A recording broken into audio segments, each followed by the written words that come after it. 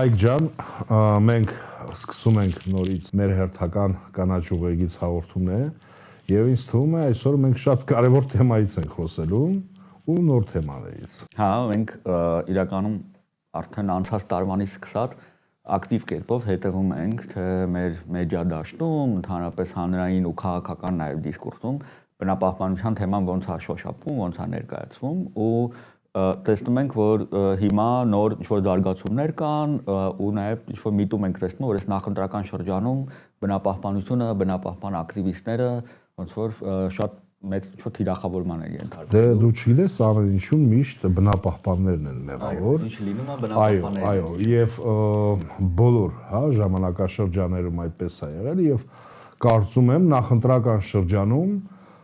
հավանաբար տարբեր բևեռների համար նույնիսկ ամենամեղավորը լինելու են էլի բնապահպանները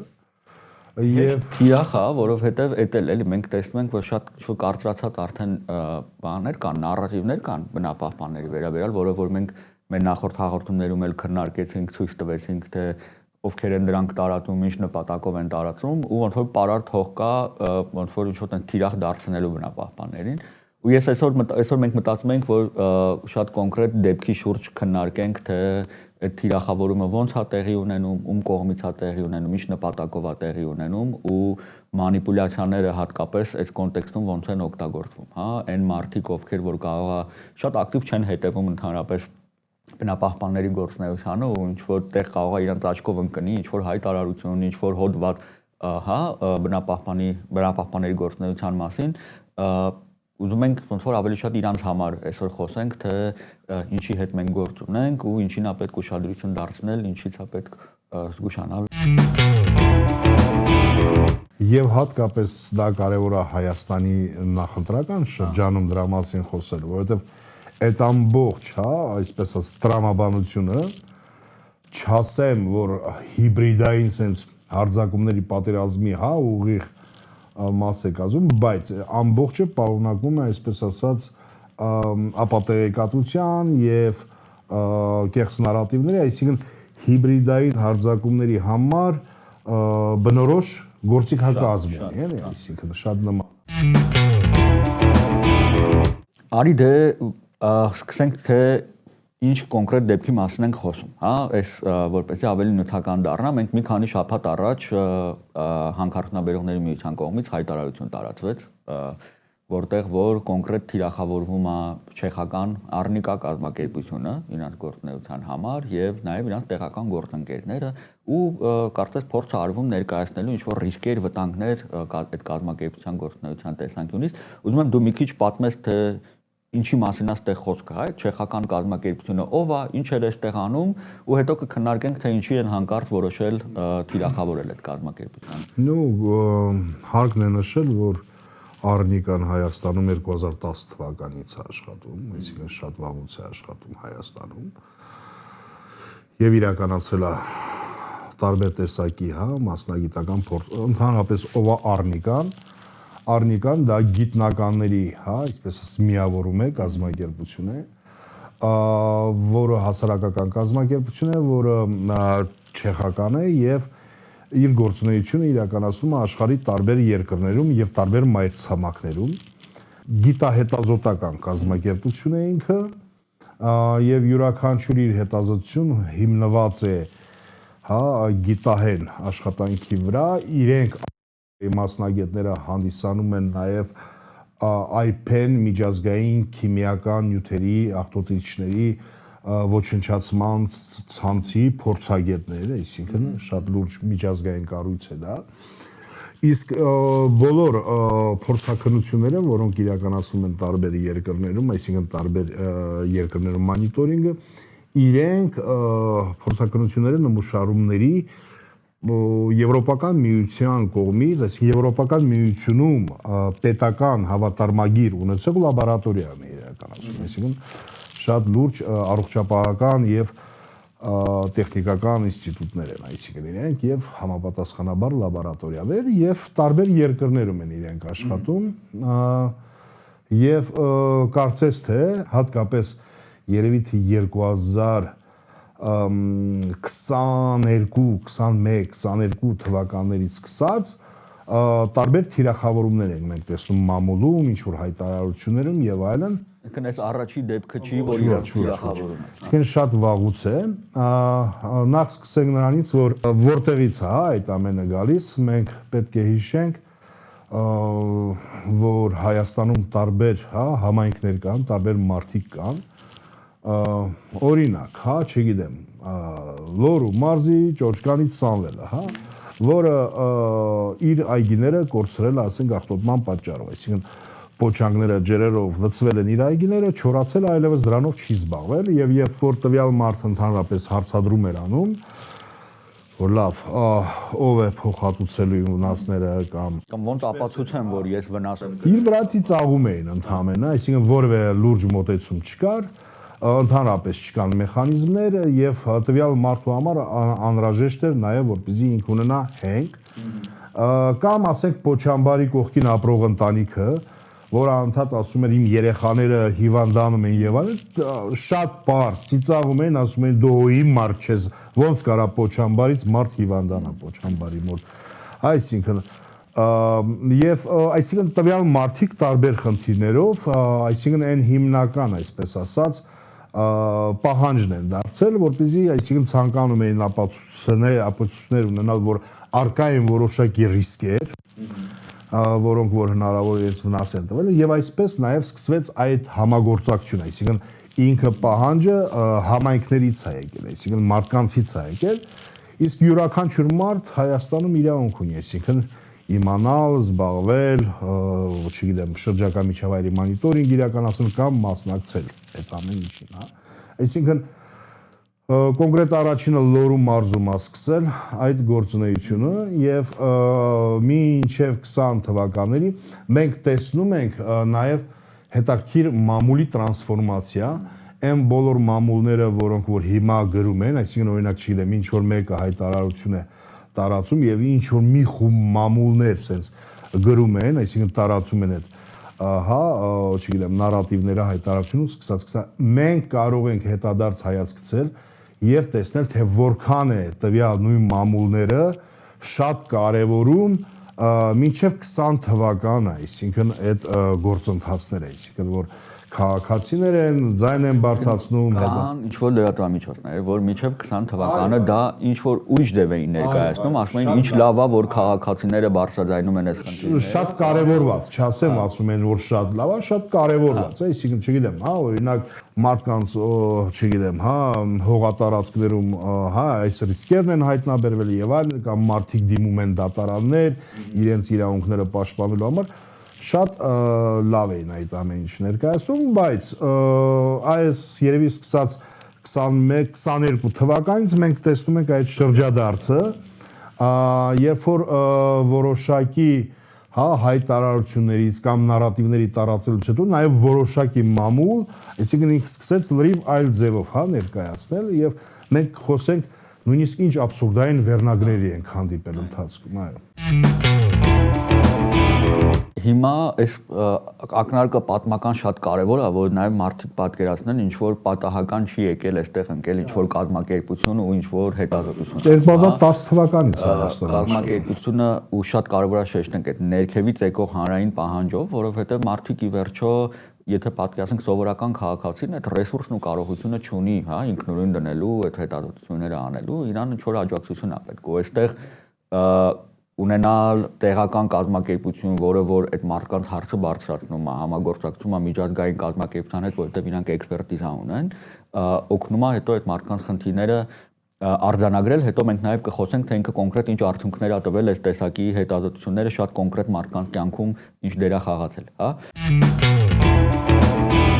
Հիմա գանք հենց վերջին այդ հայտարարությանը հանքարդյունաբերողների միության, որովհետև ինքը վերաբերում էր վերջին արված հետազոտությանը Արնիկայի կողմից, մի քիչ ուզում եմ պատմես այդ վերջին հետազոտությունը որտեղ էր, որ համայնքներում էր ու ինչի է հանկարծ նորից ակտիվացել, այդ արդեն ավելի կոնկրետ կքննարկենք։ Մոնիտորինգը շրջակա միջավայրի իրականացվել է, դա հրապարակվել է մամուլի հաղորդագրություններով, այսինքն մեր գործընկեր օրինակ Էկոլուր կազմակերպությունը տարածել, այսինքն որևէ գաղտնի բան չկա, դա Սյունիքում Կապան, Քաջարան համայնքները բնակավայրեր, այսինքն իրենք ենթադրում են մարդկանց միջավայրում, որտեղ ապրում են, ասենք, փոշու կամ ասենք օրինակ օրգանիզմը մեզի որոշակի, նմուշարումներ եւ մարդիկ իրենք են, այսինքն դիմել, որ մենք կամ ցանկանում ենք մասնակցել, այսինքն դրա մասին ինչ խոսքը, եւ երևի թե հենց այդ մամուլից, այսինքն օրինակ այդ հրապարակումներից ամեն ինչը սկսվեց, այսինքն որովհետեւ այնտեղ նմուշարումները, որ իրականացվել են բաց եղանակով մարդկանց հետ, այսինքն համագործակցությամբ եւ որևէ կարծես թե խնդիր չկար մինչեւ այդ հրապարակումները եւ դրանից հետո երբ որ այդ հրապարակում մենք տեսանք, որ այսինքն այդ նկարները հրապարակումներից վերցնվում են եւ այսպիսի նկարներ են ստեղծում, այսինքն օրինակ չգիտեմ, համայնքի բնակիչների հետ փորձագետները կանգնած են եւ այսինքն Ալիևը սենց դրված բինոկլներով նայում է այդ փորձագետներին, այսինքն նարատիվները իրենք ստեղծվում են ոչ միայն, հայտարարությամբ, նաեւ նկարներով, որովհետեւ բոլոր տեսքերով իրենք պետք է հասանելի լինեն, որովհետեւ մարդիկ կան չեն էլ կարդում, մարդիկ կան նկարներին են, նայում։ Ու բարի բունի մաստով թուրքը նայում ուրախանում այ եւ այսինքն նմուշարումները երբ որ իրականացվում են, դա քաղաքացին մասնակցում են նմուշարումները, կոնկրետ ինքը համաձայնագիր է կնքում, որ ինքը դրա մեջ են, այսինքն կամավոր է մասնակցում այդ գործընթացին եւ պետք է մենք շեշտենք, այսինքն որ խոսքը ռիսկերի հետազոտության մասին է, այսինքն ոչ թե վերջնագրի եզրակացության, այսինքն որ արկա է այս խնդիրը, այլ խոսքը ռիսկերի արկայության մասին է։ Հիմնական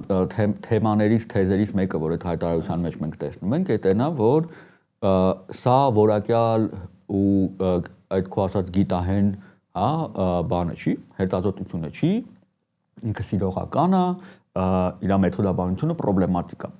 Այս պնդումը արվում է ու դրա հիմնավորումներ չի բերվում։ Ես ուզում եմ մենք շատ հստակ ցույց տանք, որ իրականում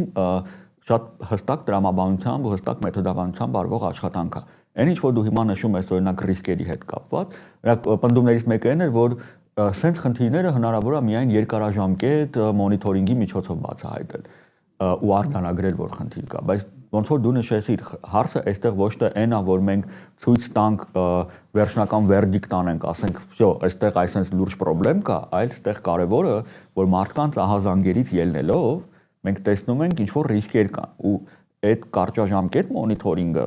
տվյալների հավաքումը ինքը ռիսկերը վալիդացնելու, այսինքն ցույց տալու, որ իրոք այդ ռիսկը կա, այդ նպատակն է հետապնդում, որովհետև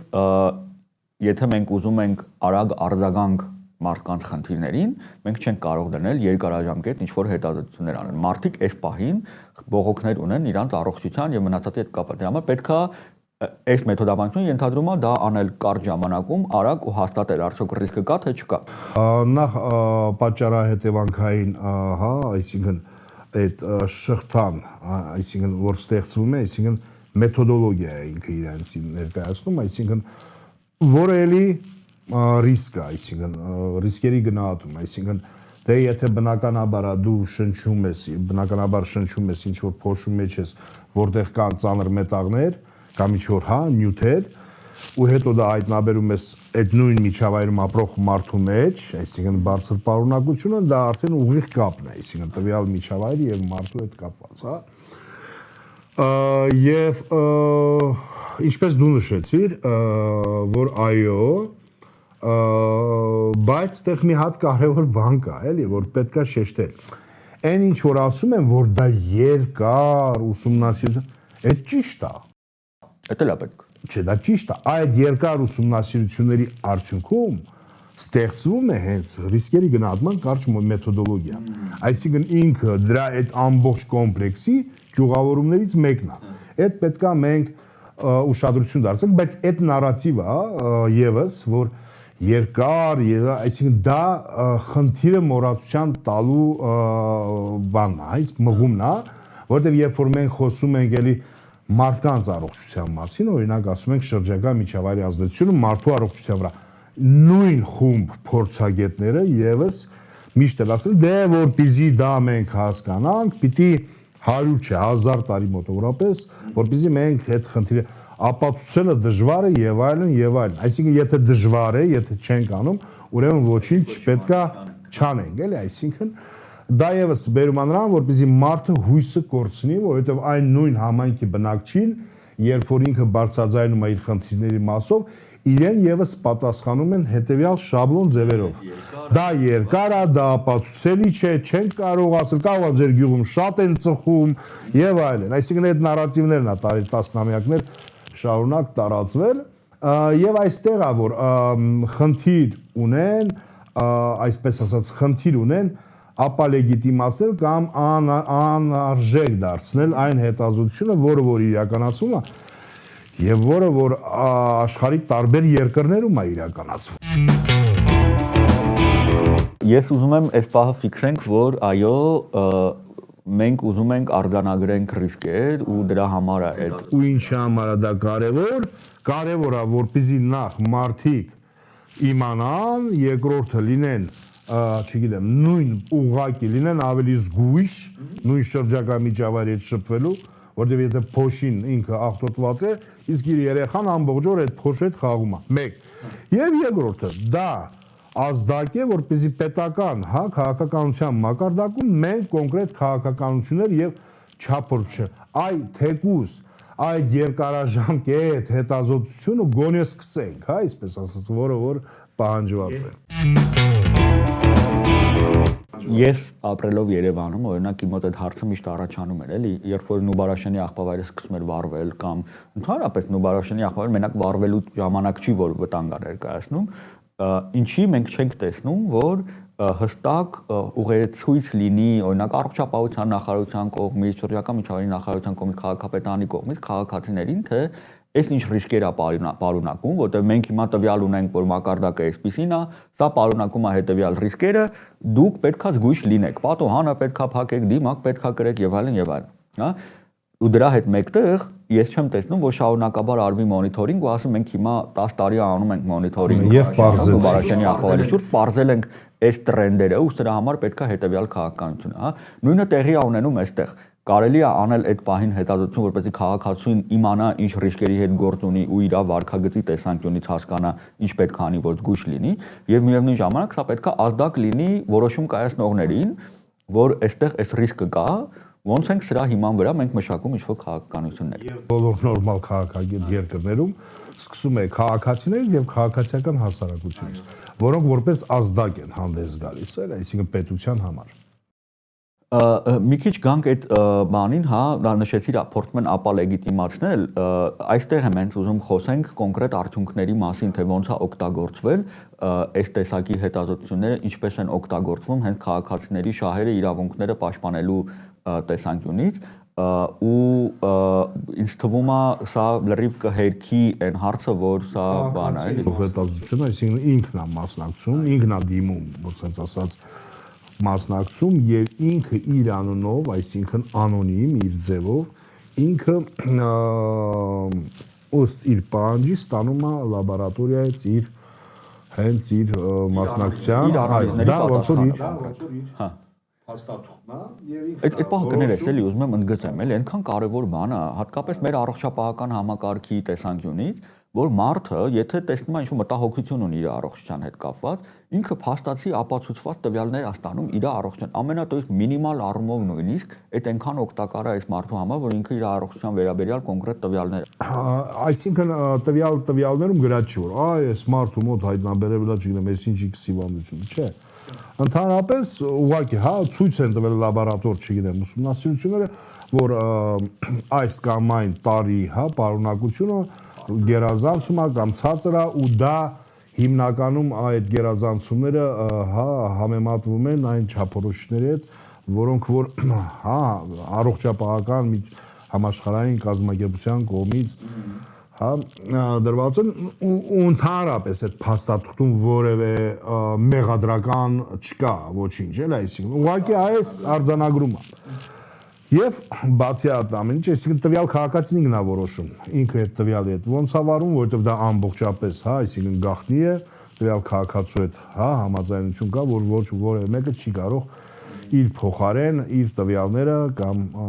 որ ինքը մասնակցել է հրապարակել, այսինքն ինքն է որոշում, բայց նաև հա զեկույց է, այսինքն հրապարակվում, այսինքն այդ միջազգային տարբեր հետազոտություններ որ լինում են, այ մենք որ մտնենք նույն Արնիկայի հետազոտությունների կայքեր, մենք կտեսնենք տարբեր երկրների հետազոտություններ, այդ թվում Ղազախստանի։ Հիմի չեն ասում, օրինակ դա հետաքրքիր, չեն ասում ինչու՞ չի իրականացնում, ասենք Արնիկան Ադրբեջանում, բախի չեն ասում, օրինակ որ Ղազախստանում իրականացվում է եւ Ղազախստանում ի տարբերություն կարծես Հայաստանի չի թիրախավորվում, հա, ի վերջո, բայց մենք պետք է տեսնենք այդ եւ տարբեր երկրներում իրականացված հետազոտությունները եւ զեկույցները, որտեղ որ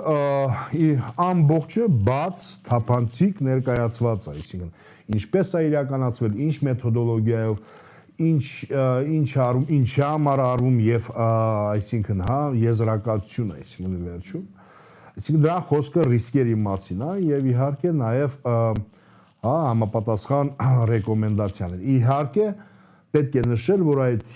բոլոր ռիսկերը պարունակում են ռիսկեր նաեւ հիվանդությունների համար, այսինքն ինչ հիվանդություններ կարող են դրանից առաջանալ։ Այսինքն դա ինչի համար է, դա ինդիկատոր է, որպեսզի պետական քաղաքականությունը սկսի այդ հարցերով զբաղվել, կոնկրետ ասենք օրինակ առողջապահական համակարգը։ Եվ պետք է նշել, որ առաջի անգամ Հայաստանի պատմության մեջ Լոռու մարզից հա հետազոտություններին մասնակցած հա տարբեր 70 մոտ քաղաքացիներ առաջի անգամ Հայաստանի պատմության մեջ դիմել են դատարաններ իրենց, հա, չգիտեմ, առողջությանը, իրենց սեփականությանը պատճառված վնասների փոխհատուցման համար։ Դա առաջի process-ն է Հայաստանում, որ այս պահին էլ ընթանում է ու ինքը ռազմավարական։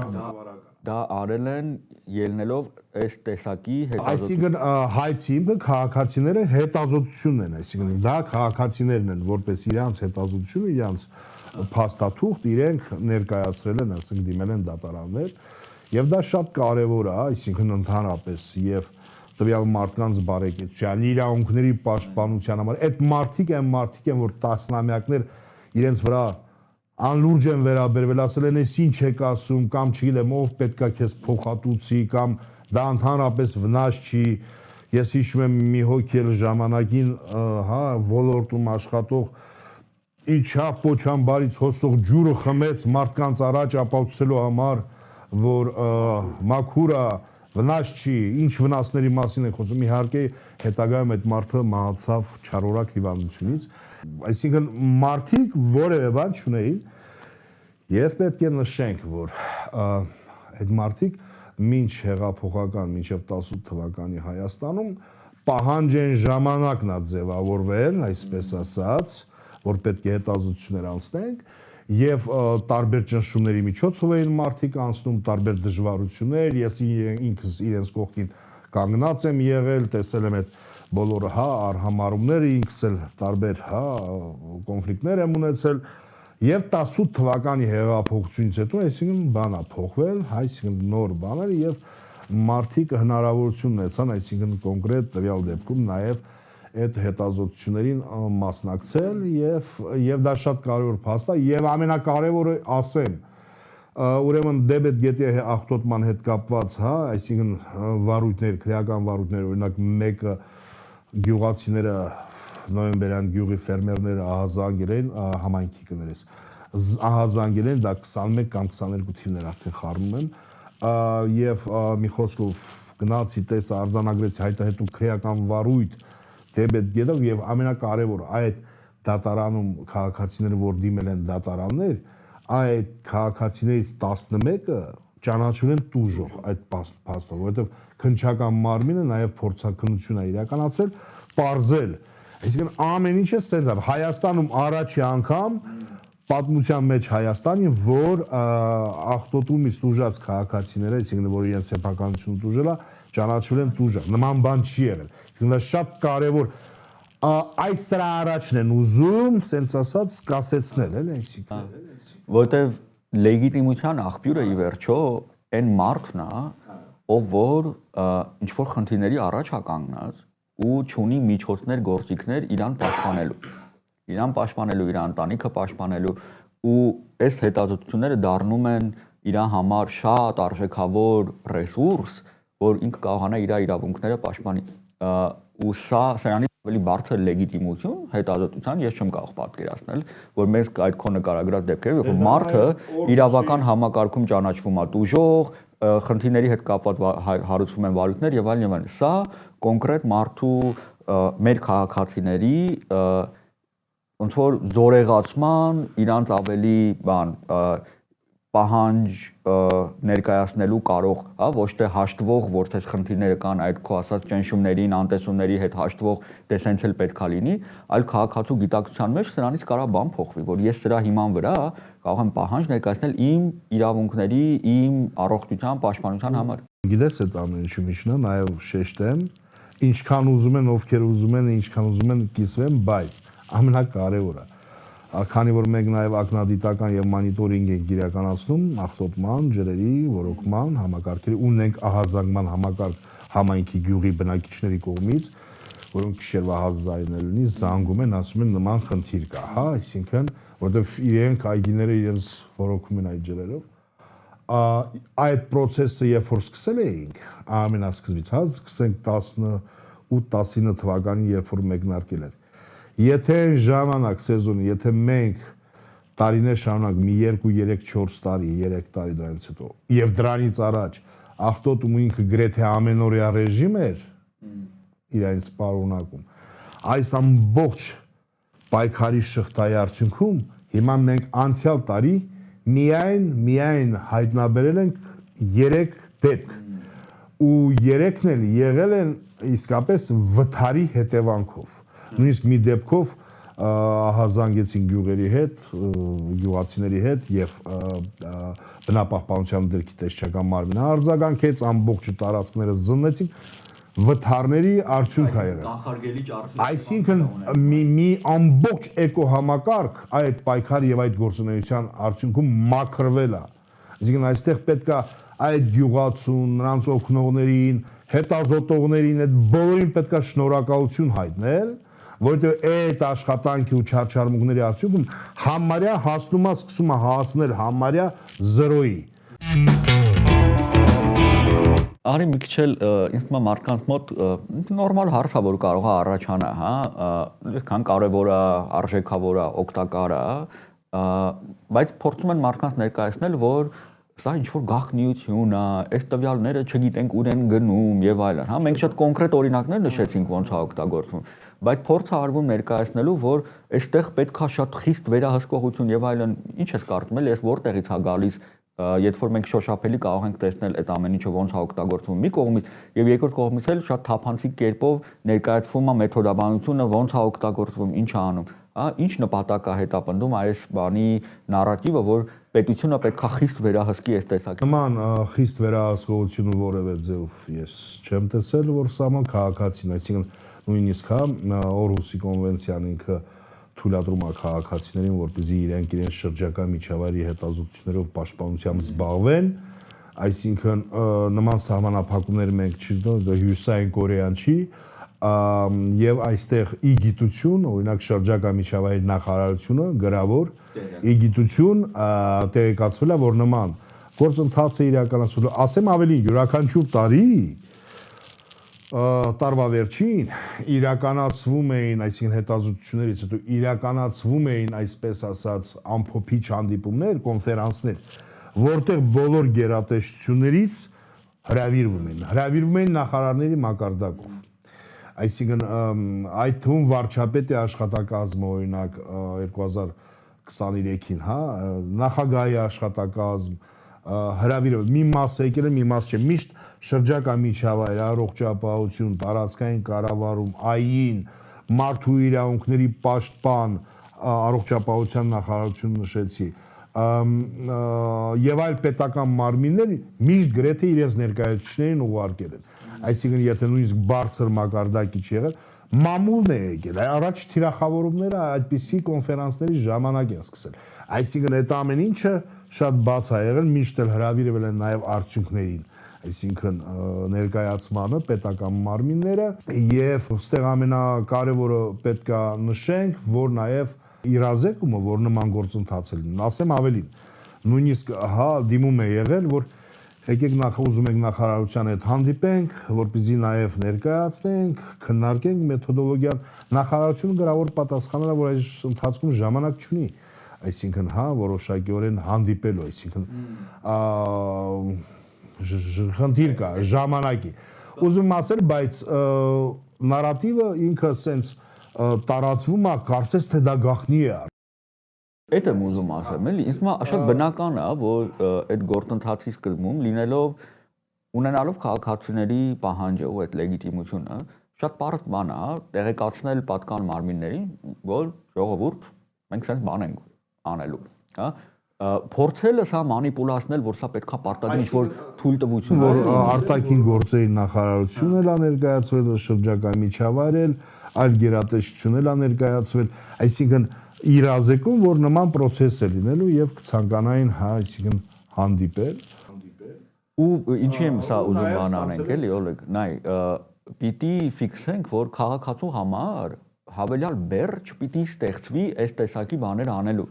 Այն ինչ որ փորձ արվում ներկայացվել, որ պետությունը պետքա վերահսկի եւ այլն, մեծ հաշվով տանելու է նրան, որ քաղաքացին հա, բայց դա պետք է մենք հաշվի առնենք, որ այդ ամեն ինչը հենց այնպես չէ, հա, մենք այսօրվա դրությամբ յուրաքանչյուր նման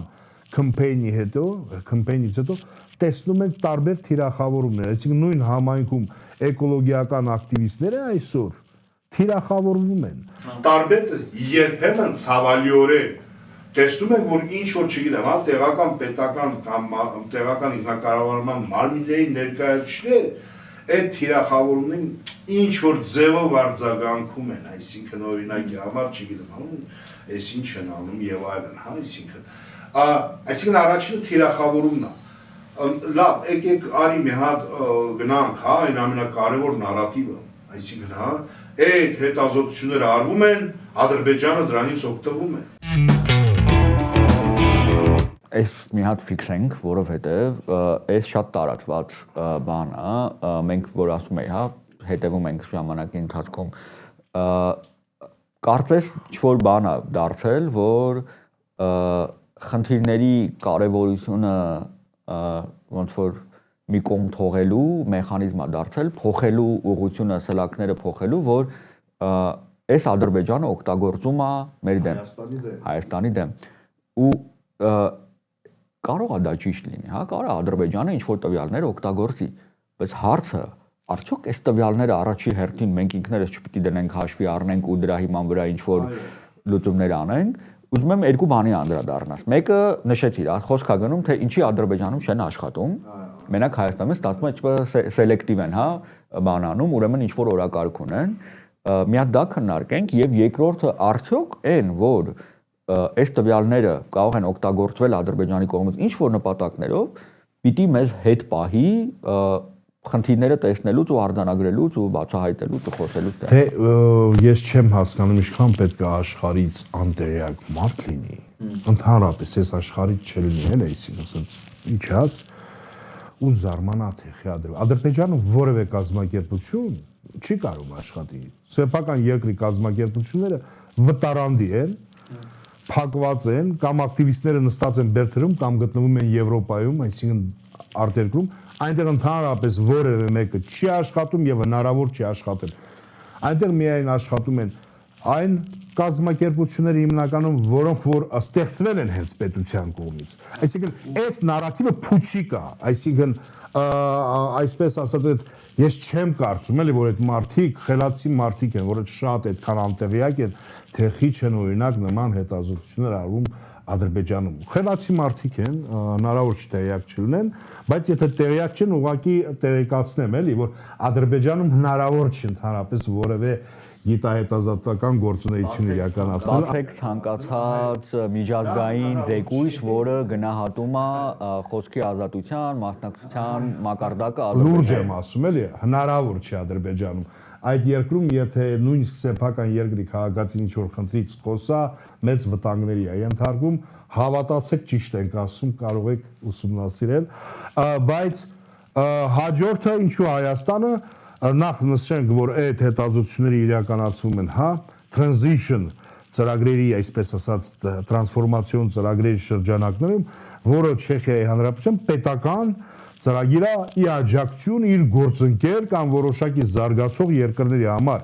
Եվ այդ երկրների ցանկում կա Հայաստանը։ Ադրբեջանը չկա։ Այսինքն Հայաստանը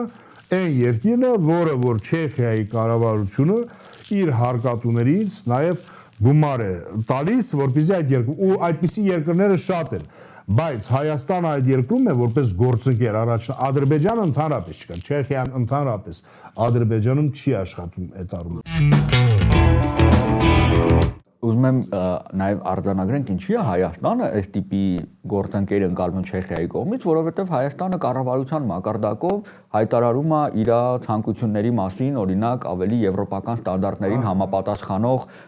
բաներ, կարգավորումներ ունենա տնտեսության մեջ, բնապահպանության, առողջապահության եւ այլն, իրականացվում են ռեֆորմներ էլի նույն օրինակ Եվրամիության աջակցությամբ, ու բնական է, որ չեխական կառավարությունը տեսնելով Հայաստանի կառավարության նման ձգտումները, արձանագրված ռեֆորմները եւ այլն, կարա Հայաստանի պետությանը դիտարկի որպես գործընկեր այս ոլորտում ու պետքա սա դիտարկել նաեւ մեծ հաշվով աջակցության մեխանիզմ, հա, այս տեսակի հետազոտությունները։ Դե աջակցություն է, ինքը տրանսֆորմացիոն է։ Աջակցության մեխանիզմ են, ինչը չի կարող լինել այնպիսի երկրում, ինչպիսին Ադրբեջանն է, որովհետեւ լրիվ ուրիշ հետագծով ու ուղղությամբ գնացող երկիր է։ Եկեք այս մի կողմ դնենք։ Բայց Ադրբեջանը կարող է սա օգտագործել մեր դեմ։ Բայց ես կուզենամ որոշակի վերնագրեր հիշեմ, ինչ որ բան, արտասահմանյան կազմակերպությունը Հայաստանում զբաղվել է շպիոնաժով։ Այսինքն արդեն այսպիսի նարատիվ, այսպիսի ծայրահեղություններ են եղել եւ Ադրբեջանը եթե ցանկանա օրինակ, հա, օգտագործել Հայաստանի դեմ, նախ ասեմ, որ մեծ փաթեթ գոյություն ունի, որը որ Ադրբեջանը այսպես ասած պատրաստվում էր Հայաստանի դեմ իրականացնել, այսինքն մենք լսում էինք, որ մեկը այսպես ասած էկոցիդի մասին է, որը կարծես թե մեղադրում էր Հայաստանին, որ Լեռնային Ղարաբաղում իրականացվել է, չգիտեմ, էկոցիդ եւ այլն, այսինքն մի փունջը սա էր, մյուս փունջը այն է, որ չգիտեմ, հա, Հայաստանում կան լանդշաֆտներ, վիճակներ, որոնք որ չգիտեմ, աղտոտում են վնաս են հասցնում Ադրբեջանին, օրինակ չգիտեմ, միջսահմանային գետ կարող է լինի կամ եւ այլն։ Այսինքն մենք լսում ենք, որ նման մեղադրանքներ կարող են լինել, բայց մենք նաև վստահ ենք ու գիտենք, որ այսպիսի բաց տվյալներով հա բազաներ կան եւ Հայաստանում եւ ժողովրդական ցանկացած երկրում, որից կարող են ինչ-որ շրջանակները օգտվել վերցնել։ Բայց մենք կարևոր է նշենք, որ Հայաստանի Հանրապետությունում նաև պետական տվյալներն են բաց եւ հրապարակվում են։ Օդի վերաբերյալ, ջրերի վերաբերյալ, այդ ամենի վերաբերյալ պետական հա մարմինները հաղորդում են, այսինքն եթե ուզենան, ավելի հիմնավորը բնականաբար կհամարեն պետությանը, որովհետեւ եթե մեղադրանք ներկայացնեն պետությանն են մեղադրանք ներկայացնելու, իսկ պետությունը, այսինքն այդ չաշխատող նարատիվներ են, բայց իրենք ոնց որ ասած առաջի մակարդակի համայնքային մակարդակի ականջների համար լսելի են, հա, եւ այն մարդը ինչ իմանա, որ մեր պետությունը ի վերջո նաեւ պետական մոնիտորինգի տվյալներ է, օրինակ ասելա, որ չգիտեմ X գետը պետական տվյալ է հրապարակում, այս ինչ ամիսներին եղել է վատ որակը ջրի, այս ինչ ամիսները բավարար, այս ինչ ամիսներին շատ վատ, ու սա շատ գրած է, ու ինչ է հայտնաբերվել այդ գետում, ու ինքը տրանսսահմանային գետ է, ու պետությունը դա հրապարակում է, ու լավ է անում, որ հրապարակում է, որովհետև մենք որևէ մեկին խաբելու չունենք։ Առաջի հերթին մեկ խաբելու չպիտի։ Դրանով ենք մենք Ադրբեջանից տարբերվում, հա, այսինքն մենք ժողովրդավարական որպես երկիր։ Իսկ թե ինչ անում, Ադրբեջանում անցյալ տարի օրինակ չգիտեմ, հարց էի բարձրացրել ես, էլի գետի աղտոտման հետ կապված էր, որովհետև յուղացիների հետ Ադրբեջանում հայտարարություն տարածեցին, որ ողջունում են, այսպես ասած, իմ պայքարը, չգիտեմ, եւ այլն, ինչի համար էին տարածել։ Դա sense գործիք է, այսինքն այնտեղ այդ հայտարարություն տալիս են, գիտեն, որ սա բերելու է Հայաստանում թիրախավորումների, ճնշումների եւ հատուկ է այդ ամեն ինչը կատարում եւ sense որոշակի ուժեր միգուցե նույնիսկ իրար հետ, հաղորդակցություն չունենալով, բայց ինստինկտյան համագործակցում էր։ Շատ կարևոր է նշել, որ շրջակա միջավայրի տվյալների, եթե մենք քաղաքակիրթ երկիր ենք, թաքցնել ուղղակի հնարավոր չի, որովհետև մենք բազմաթիվ փաստաթղթեր ունենք ստորագրված եւ նաեւ մենք ունենք ՍԵՊԱ-ի պայմանագիր, որը որ պահանջներ է որոշակի բերում, այսինքն օրինակ նույն հիվանդությունների մասով ինքը ունի որոշակի ոչ վարակիչ հիվանդությունների կանխարգելման մեխանիզմներ ներդնել։ Այդ ոչ կանխարգելիչների մեջ մտնում է եւ սննդից հիվանդանալը, եւ օդից հիվանդանալը, եւ հողից հիվանդանալը, տարբեր։ Այսինքն այն ինչ որ մենք հիմա խոսում ենք, այդ լրիվ մեր ՍԵՊԱ-ի, մեր Եվրոպական միության հետ ստորագրված համագործակցության փաստաթղթի շրջանակում, բայց մի կարևոր բան էլ պետք է ասեմ, որ մինչև հիմա շահարկվում է, որ Ադրբեջանը Հայաստանի դեմ դա օգտագործվի, դա նաև չի խոսում երկրի հիմիկվա պետական քաղաքականության հետ, որովհետև երկրի պետական քաղաքականությունը հայտարարում է, որ խաղաղություն են կառուցում, եւ երկրները միմյանց միջև ոչինչ, չգիտեմ, չեն ձեռնարկում։ Օրինակ, ես գիտեմ, որ այդ, չգիտեմ, այն ժամանակ, որ օգտագործվում էր Հայաստանի դեմ, որ մենք կօգտագործենք, կներկայացնենք այդ էկոլոգիական խնդիրները, հիմա դրանով որևէ մեկը չի զբաղվում, այսինքն այս պահին, այսինքն այդ process-ը չկա, բայց միևնույնն է, դա օգտագործվում է, Հայաստանում թիրախավորումներ են ստեղծվում եւ մենք տեսնում ենք տարբեր տեղեր, տարբեր մարդկանց նկատմամբ թիրախավորումներ, աշխատանքի մեջ դժվարություններ եւ որոշակի նաեւ ճնշումներ։ Բայց այստեղ նաեւ մեկ այլ վտանգի առաջ ենք մենք կայանում այդ թիրախավորումների ամբողջ փաթեթի մեջ։ Մենք նաեւ վտանգում ենք մեր համագործակցությունը այլ երկրների քաղաքացիական հասարակության հետ։ Այսինքն այս նարատիվները գալիս են նրա համար, որպեսզի նաև կտրեն այդ համագործակցությունը եւ այդ ամենը շատ լավ տեղավորվում է հիբրիդային այս ասված հարձակումների պատերազմի կոնտեքստում։ Այդ կարևոր հետևանքներից մեկն է, թե այս նարատիվների տարածումը ինքը ինչ հետևանքներ կարող է ունենալ ու ինչ նպատակով է արվում, եւ այո, դրանցից մեկը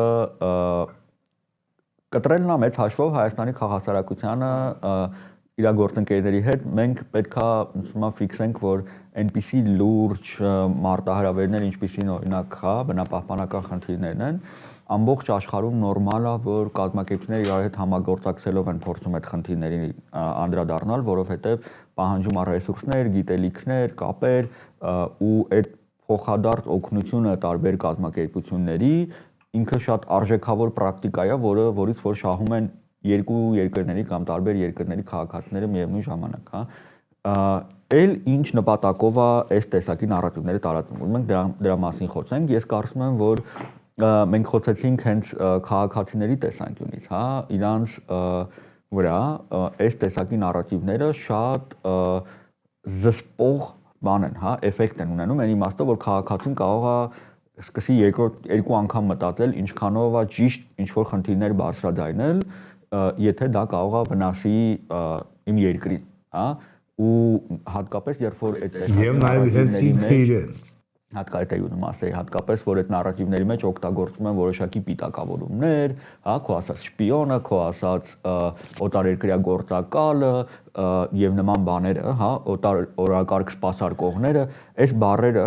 մարդկանց վրա որոշակի բան են դնում, որ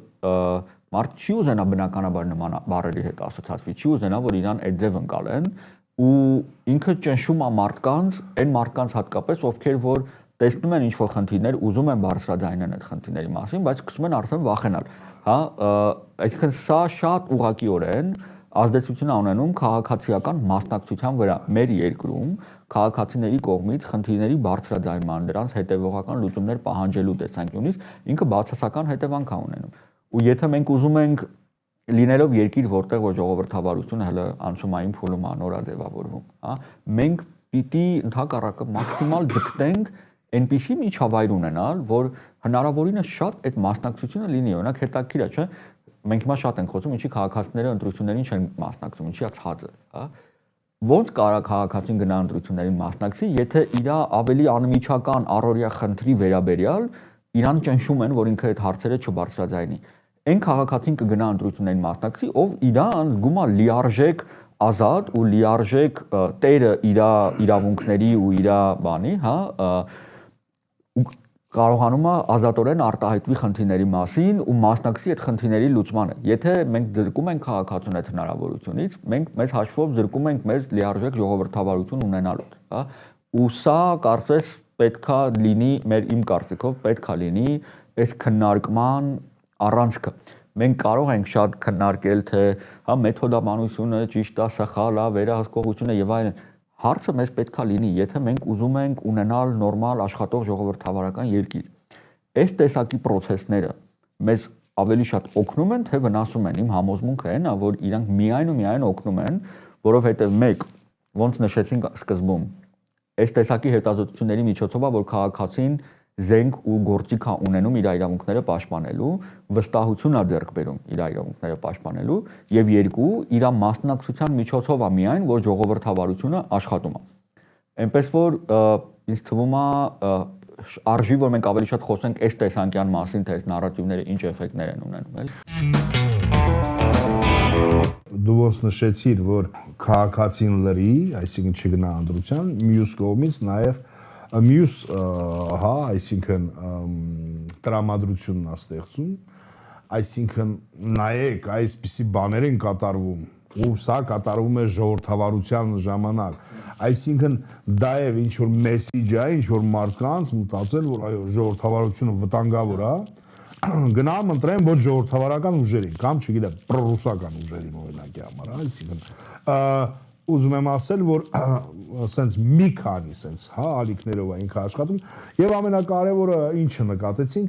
այս վերջի արշավի շրջանակներում անդադ շեշտում է օտարերկրյա կարծես թե հա սենց տեսողական կամ լսողական մակարդակում օտարերկրյա այսինքն տերմինն է հա ձևավորվում, որը միգուցե նաեւ չգիտեմ որոշ մարդկանց, հա, տեսլականներին համապատասխան հետագայում պարարտ հող կարա դառնա, օրինակ, չգիտեմ, օտարերկրյա գործակալների մասին այդ խոսակցությունը իդեպ արդեն կա որոշ քաղաքական ուժերի կողմից ու պետք չի դրան անլուրջ վերաբերել, որտեղ մենք տեսնում ենք Ռուսաստան, Վրաստան, հարևան Ադրբեջանում, Թուրքիայում եւս նման բաներ կան, մենք տեսնում ենք, չգիտեմ, հա, մենք մի ռեգիոնում ենք ի վերջո գտնվում, որտեղ որ այս պրակտիկան կա, կենտրոնական Ասիայի երկրներից մեխանիզմ կա ու մենք պետքա շատ ուշադիր լինենք, որ այո, այս տեսակի արտահայտությունները, այս տեսակի պիտակները եւ այլն պարզապես հող են նախապատրաստում, ինչ որ պահի լեգիտիմացնելու քաղաքացիական մասնակցության դաշտը լրիվ սահմանափակել է։ Եվ դա հենց այդ տերմինը բերվում է, այսինքն որպեսզի դա էլ որոշակի, այսինքն ընկալումներ, այսինքն ձևավորի օտարերկրյա ինչ է նշանակում, որ հետագայում հեշտ լինի այդ ընկալումների բերել, դա հիբրիդային այս լուրջ գործիքակազմը, այսինքն մենք պետք է դա հաշվի առնենք, իսկ այո, մարդկանց հա մասնակցությունը, այսինքն տեղական process-ներին, դա նախ եւ առաջ տեղական ժողովրդավարության ամրապնդմանն է ուղղված, իսկ առանց տեղական ժողովրդավարության ընդհանրապես երկրում չի կարող լինել ժողովրդավարություն, այսինքն եթե դու մի երկրում խոսես ժողովրդավարության, ասես ինքը ժողովրդավարական է, բայց ներքևում ժողովրդավարական չլինի, դա ոնց որ կստացվի, որ fake է, կամ շատ կարճաժամկետ է ժողովրդավարությունը։ Ինքը չի կարող երկարաժամկետ գոյություն ունենալ եւ շատ կարեւոր իդեպ ես պետք է ասեմ, որ ամեն դեպքում մենք պետք է արձանագրենք, որ քանի որ նշեցի, որ մի քանի տարի է այդ արշավները տևում, քանի որ նաև իրականացնում ենք մոնիտորինգը, հա, այսինքն այդ ամբողջ process-ների, այսինքն, հա, մեդիա մոնիտորինգ, հանրային մտքերի համայնքները, այսինքն մարդի այլևս լուրջ չեն վերաբերվում, այսինքն քիչ անլրջանում է։ Միգուցե ավելի հիմա նախընտրական շրջան է, այսինքն սենց շատ լուրջ կարող են վերաբերվել ինչ որ խումբ մարդկանց, որոնց տեղեկատվությունը միգուցե լավ չի հասնում։ Կարևոր է հաշվի առնել, որ լուրջ են եւ ավելի շատ մարդիկ են ներգրավում process-ների մեջ այդ ամեն ինչի մեջ, այսինքն այդ տեղական մակարդակում էկոլոգիական իրավունքների պաշտպանության գործը ավելի շատ մարդիկ են սկսում ներգրավել։ Այսինքն այդ process-ները ամենայն անկեղծությամբ ավելի են ուժեղացնում էկոլոգիական բաղադրիչը համայնքում կամ էկոլոգիայի համար պայքարող մարդկանց է։ Բայց մենք ոնց ամենասկզբում նշեցինք, մենք ինչ-որ միտում ենք տեսնում ու ռիսկ ենք տեսնում, որ ընտրությունների շրջանում, նախընտրական շրջանում այս թեման շատ շահարկվելու է։ Դրա համար ես ուզում եմ մի քիչ խոսենք լուծումների կամ նրա մասին, թե ինչպես քաղաքացիները կարան ավելի պաշտպանված լինեն այս մանիպուլյացիաներից, ինչպես կարող են վստահ լինել, որ իրանց չեն խաբում ու դա ի վերջո չազդի իրանց ազատ կամ արտահայտման, ազատ ընտրության, իրավունքի վրա, ոնց կարող ենք անել, որպեսզի սա ի վերջո այդ հանրային վստահությունը չխաթարի, մարդկանց ազատ մասնակցությունը չխաթարի, հատկապես ընտրությունների կոնտեքստում։ Տեղեկատվությունը պետք է հասանելի լինի, այսինքն հասնի մարդկանց տարբեր բնակավայրեր, գյուղեր, ճիշտ տեղեկատվությունը, այսինքն պետք է լինեն կա ապատեղեկատվություն, պետք է այդ ապատեղեկատվությունը մերկացնող ինֆորմացիա լինի, որպեսզի հասնի բնակիչներին եւ պետք չի, որ միայն այդ ինֆորմացիան լինի on-line, այսինքն, չգիտեմ, Facebook-ով տարածվի, չգիտեմ, կայքով, YouTube-ով, պետք է նաև ուղիղ հաղորդակցություն մարդկանց հետ, օրինակ ուղիղ հաղորդակցություն ասվածը նաև չի ընդհանրում, որ պիտի ինչ որտեղ 20 հոգի մենակ հավաքվեն, մի հատ էլ ֆասիլիտատոր լինի ու ասի, գիտեք, տեսել եք այս տեղեկատվությունը, այսինքն այդ տեղեկատվությունը սուտ է, ոչ, այդ պետք է անի այսպես շրջանաձև, նաև ինչ որ հաղորդակցություն համայնքի բնակիչների հետ, խոսել ընդհանրապես եւ ոչ միայն բնապահպանական, այլ նաև օրինակ նախընտրական շրջանում ինչքան կեղծ տեղեկատվություն կա, այսինքն դա ամփոփվում է եւ դրան մերկացնողը մարդկանց ներկայացում է եւ օֆլայն եւ on-line ձևաչափով, այսինքն ու ոնց է ներկայացում, ոչ թե ասում են դա սուտ է, այլ ընդհանրապես որտեղից է գալիս դրանց աղբյուրը, հա, որն է դրա նպատակը, ինչ է դրա հետևին թաքնված, այսպես ասած, հա, այսինքն մարդիկ պետքա հասկանան, իրենց հասնի այդ ինֆորմացիան եւ կարծում եմ, որ այստեղ շատ անելիք ունեն նաեւ ընդհանրապես այդ գործընթացի մեջ հենց բնապահպանները, ակտիվիստները, իրենք մեծ նաեւ այստեղ ներդրում կարան ունենան, հատկապես բնապահպանական բաղադրիչի մասով եւ կեղծ նարատիվները, այսինքն օրինակ, հա, չգիտեմ, ինչու Ադրբեջանում չի իրականացվում այդ հետազոտությունը, Ժորժ ջան, հա, Ադրբեջանում հնարավոր չի որևէ բան, Ադրբեջանում մի հատ Եվրոպայում գիտնական կար, ադրբեջանցի, ուրեմն ես իր հետ ժամանակին հանդիպել եմ Եվրոպայում, ինքը այնտեղ խաղաղության էր, հա, այսինքն երկու ժողովուրդներին, ընդամենը խաղաղության էր, այսինքն կանչում ժողովուրդներին դերևս այն ժամանակ եւ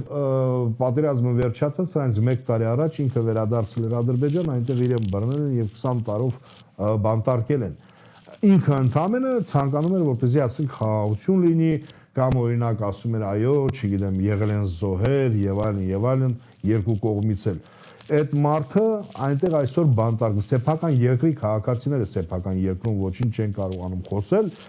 եւ այդ փաստի վրա այդպես խորանալ, Ժորժ ջան, դուք գրագետ մարդիկ եք, չի կարելի էլ, այսինքն մենք գիտենք, էլի որ դուք էլ գիտեք, որ այնտեղ հնարավոր չէ որևէ քաղաքացիական ակտիվություն ցուցաբերել։ Եվ այդ հականարատիվները, այսինքն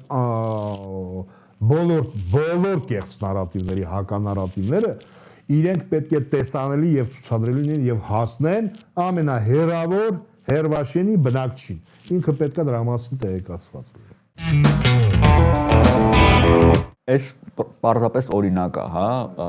ոնց կարելի է այս թեմաների մասին խոսել, ու շատ կարևոր է, որ ոնց նշեցիր, այդ դրույթները մենակ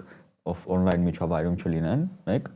եւ երկրորդ կարևոր բանը, ես կուզեմ անպայման ֆիքսենք մարդկանց մոտ, ովքեր որ օրինակ իրանց համարում են բնապահպան ակտիվիստ եւ այլն, կարող է ինչ որ ընկալում կա, որ այս ընտրական process-ները իրանք շատ քաղաքական process-ներ են ու մենք այստեղ անելիք չունենք։ Ես ուզում եմ այս շեշտադրումը մենք անենք, որ ընտրությունները միայն նրա մասին չեն, թե ինչ կուսակցություն է գալու իշխանության։ Ընտրությունները ժողովրդավարական գործընթացների ամենակարևոր process-ն են։ Եթե այդ process-ի նկատմամբ չկա վստահություն հանրային, եթե այդ process-ում մասնակցությունը ազատ կերպով չի լինում, այլ ուղղորդվում է եւ այլն, մենք ունենք լուրջ խնդրեմ ժողովրդավարության հետ։ Ու լինես դու բնապահպան, կանանց իրավունքների պաշտպանությամբ զբաղվող, սոցիալական բիզնես, թե IT ոլորտի ինչ-որ մեկը, բոլորից համար կարևոր պետքա լինի, որ մենք ապահովենք ընտրությունների արդար, մասնակցային ու ժողովրդավար կերպով անցկացումը։ Ու այս տեսանկյունից պետքա մենք շատ ակտիվ ունենանք խոսակցություններ մեր քաղաքացիների հետ, թե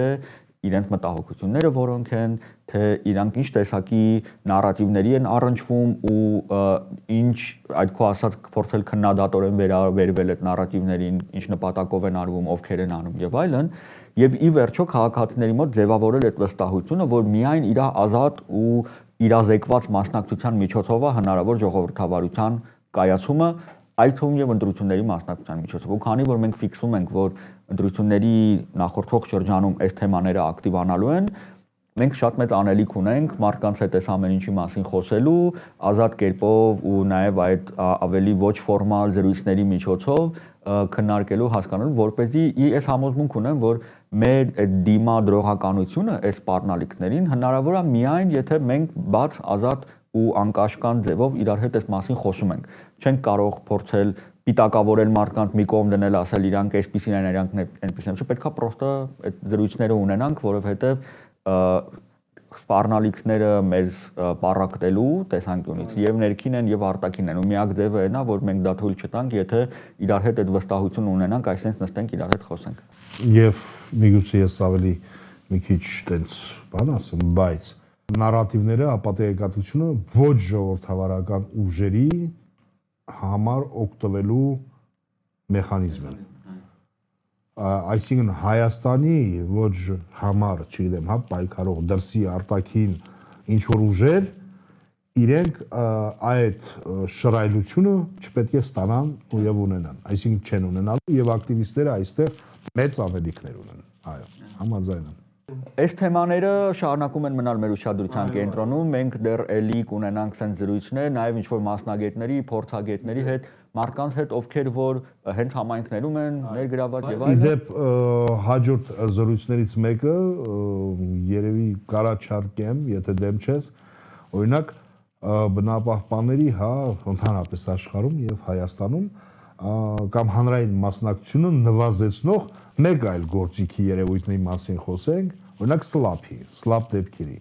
Թե ինչա դրա մասին արդեն հաջորդ անգամ մեր անոնսը հապագա հաղորդումներից մեկը։ Շնորհակալություն Ժորժ ջան, ինչպես տեսակ խոսեցինք, հա, այս նախընտրական շրջանում կեղծ նարատիվների մասին։ Կհանդիպենք շատ շուտով եւ ինչպես միշտ կանաչ ուղեգից հաղորդումը ոդքասթների շարքը դուք կարող եք տեսնել Քաղաքացու ձայնը մեդիա հարթակի պլատֆորմաներով, այսինքն YouTube-յան ալիքով, Facebook-յան էջով, Instagram-յան էջով եւ cvmedia.am